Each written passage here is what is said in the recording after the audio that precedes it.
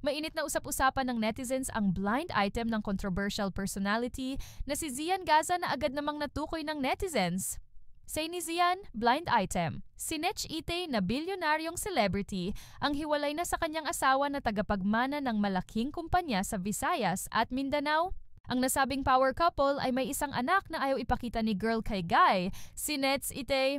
Sa sumunod niyang post ay nagbigay pa siya ng ibang detalye tungkol sa celebrity.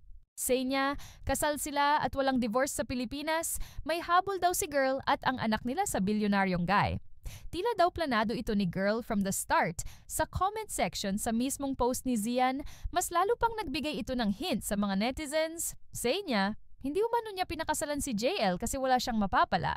Sa JL pa lamang ay alam na ng netizens na ito ay si John Lloyd, si Ellen ay may anak kay John Lloyd, at ito ay si Elias. Magkwento pa ni Zian, kung hindi niya daw sinalo si Basha sa breakup nila ni Popoy, ay hindi sana napahamak ng ganito. Anya pa, hindi daw niya pinipressure na magsustento si Popoy sa bata kasi wala naman daw itong mapipiga. Gimagamit niya lang daw itong pampaganda ng image niya. Sa sumunod niyang post ay pinangalanan niya ang mga celebrity couples na naghiwalay ngayong buwan ng September at mga ito raw ay sina Jurel Julia Barreto at Gerald Anderson, Chi Filomeno at Jake Cuenca, at Derlen or Derek at Ellen.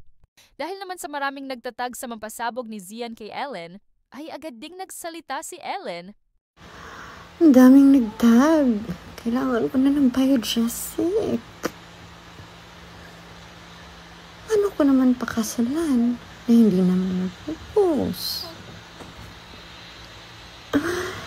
And billions? Oh my God, billions. The only billions. Ang anino ng billions na nakita ko ay sa flood control lang.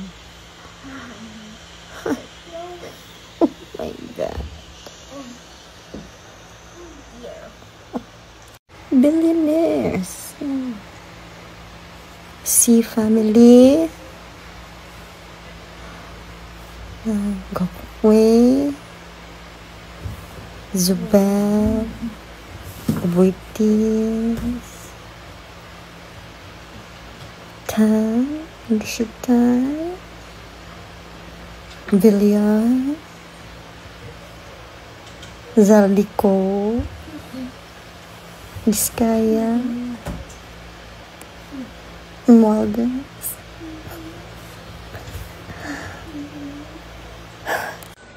And wag mong ismulin si biogesic because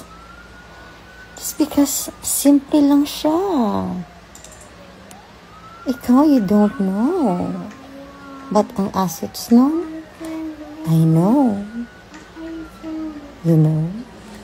And kung makimaritas naman lang, at least get everything right. Like, everything.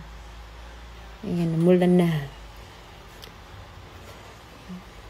Now, mahirap na masabihin ng unreliable source or amalaya.